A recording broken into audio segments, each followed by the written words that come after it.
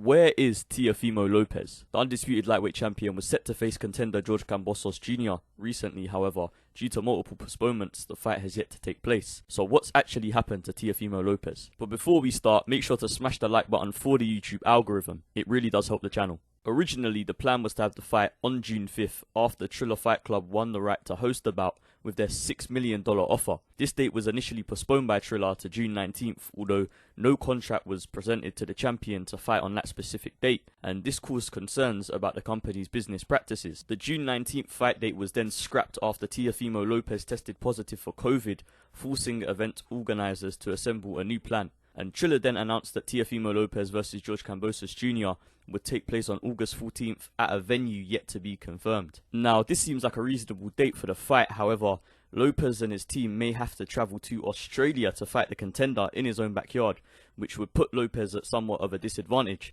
especially with the current guidelines in Australia stating that upon arrival a 14-day quarantine period must commence, which would significantly disrupt Lopez's fight preparations. Also, according to reports, Lopez has still not received a contract for August 14th after repeated requests from his management. Seems a little fishy, right? Triller have now requested to the International Boxing Federation to have the bout in Australia on October 14th.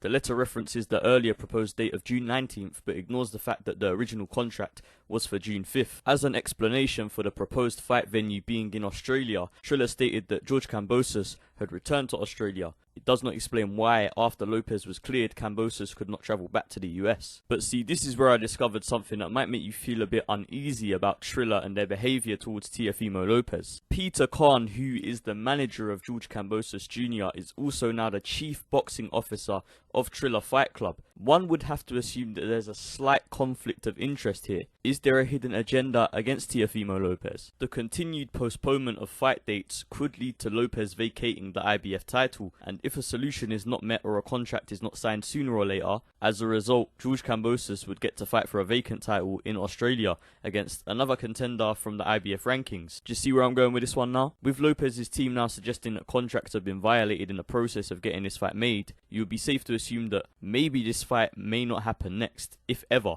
because Lopez may vacate or maybe even be let off the hook by the IBF if they deem that Triller have messed him about. Teofimo Lopez and his team have now formally requested to the IBF to find a solution to the matter, as they deem travelling to Australia for the fight and being in quarantine for 2 weeks to be unacceptable for Lopez's training camp. I guess we'll just have to wait and see how this one unfolds. Hopefully, whether it's hosted by Triller Fight Club or not, we get to see this fight, because I believe it's going to be a great one for the fans. Let me know in the comment section who you think wins out of Teofimo Lopez and George Kambosos Jr.